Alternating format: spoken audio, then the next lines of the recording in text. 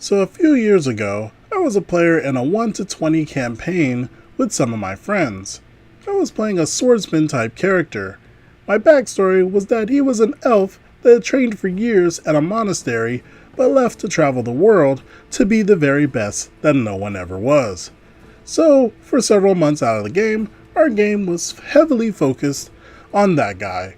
We had to go on a globe-trotting trip to get a curse removed from him and deal with his past trauma, including some seriously not safe for work stuff.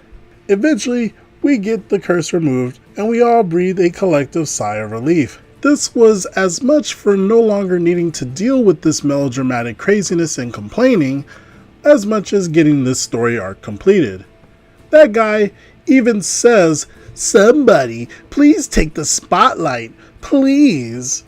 You know, like a liar.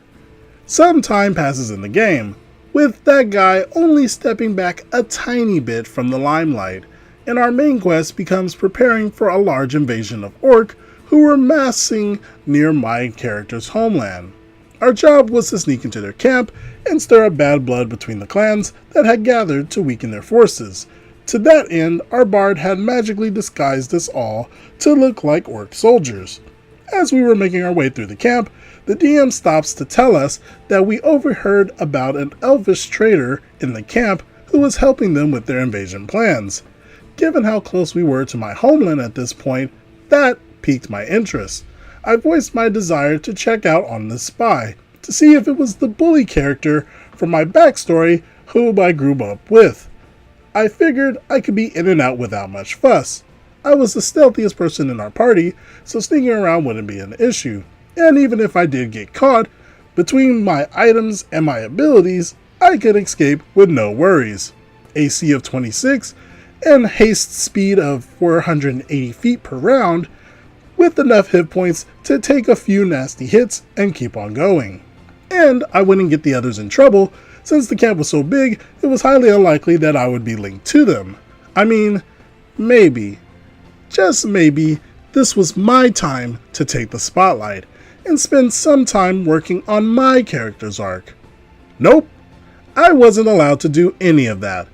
And not because the DM didn't let me, but because that guy started pitching a fit. "No, you can't do that. You're gonna mess up everything. You're gonna ruin my plan."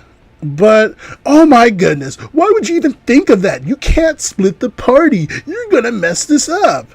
And it went on and on and on. So like a good little sidekick, I am browbeated by his little hissy fit and bringing the game to a halt into following a main character, taking charge of the situation, and lead the ignorant masses. A very common thing he loved to do to make sure the spotlight was on him. So a few sessions later, when the war started, the traitor elf actually ended up being the one from my backstory, the one who had killed dozens of elves and pushed a hole in the city's defenses by the time that I had noticed him. Yeah, I laid their deaths at his feet. The kicker, at the end of the campaign, that guy told me in private that he felt bad, that I didn't have much backstory time in the game compared to him. I wonder why that was. Now, you can't change that guy, but as a DM, when you're throwing out story bits for your players, you might want to go to bat for them when you are pushing for something. It's not railroading to get in the way of characters and say something like, "You recognize this voice," or something like that you really should check on it. For the DM to hint at it, and the player wanting to respond to it, you need to be willing to stop a character from taking over. But of course, the DM seemed to be playing favorites, was unable to do something so basic for his players.